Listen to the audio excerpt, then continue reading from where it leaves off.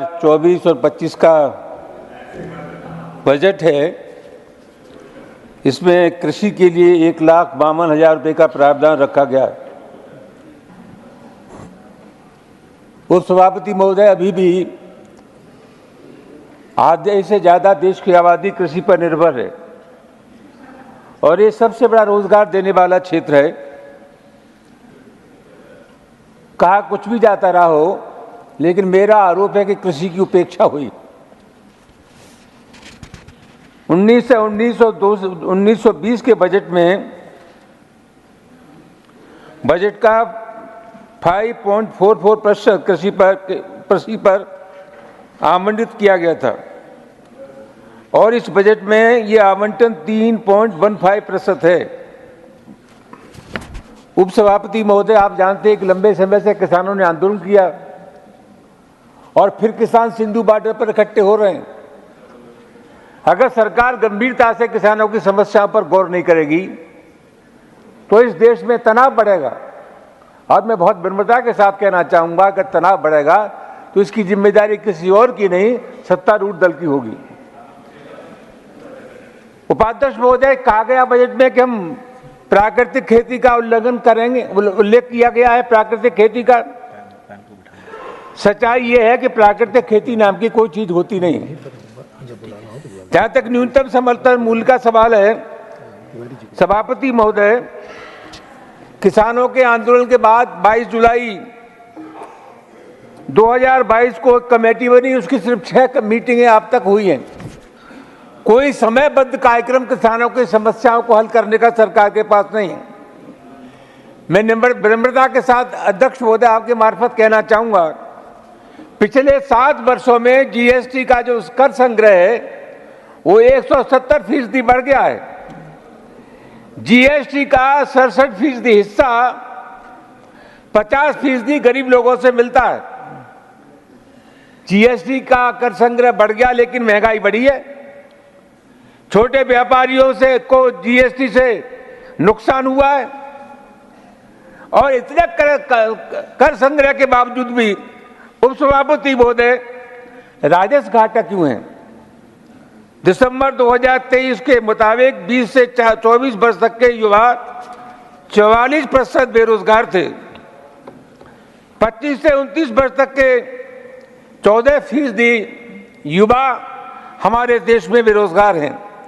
सभापति महोदय, शांता कुमार कमेटी सरकार ने बनाई थी और शांता कुमार कमेटी की यह सिफारिश है, शांता कुमार कमेटी का ये निष्कर्ष है कि हमारे देश में सिर्फ 6% किसानों को न्यूनतम समर्थन मूल्य का लाभ मिलता है। 94% किसान को खुले बाजार में अपना उत्पाद बेचना पड़ता है। सभापति महोदय, जो सार्थक प्रयास कृषि को समृद्ध करने के लिए हमारे देश में होना चाहिए वो नहीं हो रहा है। हमारे देश में 7,000 मंडियां हैं, जबकि 42,000 मंडियों की हमारे देश में आवश्यकता है। सभापति महोदय, आज स्थिति क्या है? जिन किसानों की बात हम करते हैं, खेत की दवाइयों पर 18% जीएसटी है, ट्रैक्टर पर 28% जीएसटी है, बीजों पर 12% जीएसटी है, कृषि यंत्रों पर 28% जीएसटी है। अगर सरकार सही मानों में किसानों के साथ इंसाफ करना चाहती है तो जीएसटी को जोड़ के न्यूनतम समर्थन मूल्य का ऐलान इन लोगों को करना चाहिए, जो लोग ये नहीं करते। उपसभापति महोदय, सरकार कहती है किसान अपनी फसल चाहे जहां बेच सकता है। भारत में 86% किसान ऐसे हैं जिनके पास 2 हेक्टेयर से कम जमीन है। क्या वो अपने उत्पाद को कहीं बेच सकते हैं? उपसभापति महोदय, ये संभव ही नहीं है। उपसभापति महोदय, सबसे महत्वपूर्ण बात क्या है? सबसे महत्वपूर्ण बात यह है, अभी कृषि मंत्री जी ने और हमारे लायक दोस्तों ने बड़ा हल्ला किया खेती के सवाल पर। न्यूनतम समर्थन मूल्य तय करने वाली जो कमेटी है, उपसभापति महोदय, वो कृषि मंत्रालय के अधीन एक संयुक्त सचिव उसका अध्यक्ष होता है। उसमें कृषि वैज्ञानिक नहीं है, किसानों के नुमाइंदे नहीं है। उपसभापति महोदय, जिन लोगों को ये जानकारी नहीं है कि चने का पेट बड़ा होता है या गेहूं का पेट बड़ा होता है, वो किसान के भविष्य को तय करेंगे। आपका समय खत्म है माननीय सभापति जी 2 मिनट लूंगा सर, प्लीज। आप उपसभापति महोदय, किसान को अधिक उत्पादन का लाभ मिलेगा ये संभव नहीं है।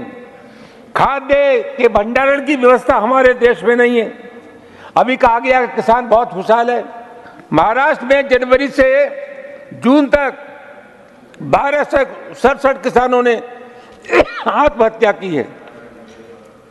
सभापति महोदय, सबसे महत्वपूर्ण सवाल है,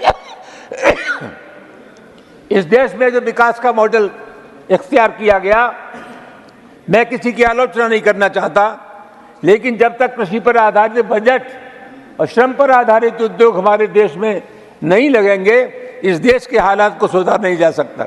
बजट से बहुत लोगों को अपेक्षाएं थी, किसानों को, मजदूरों को, गरीबों को, लेकिन बजट ने आम लोगों को निराशा ही किया है।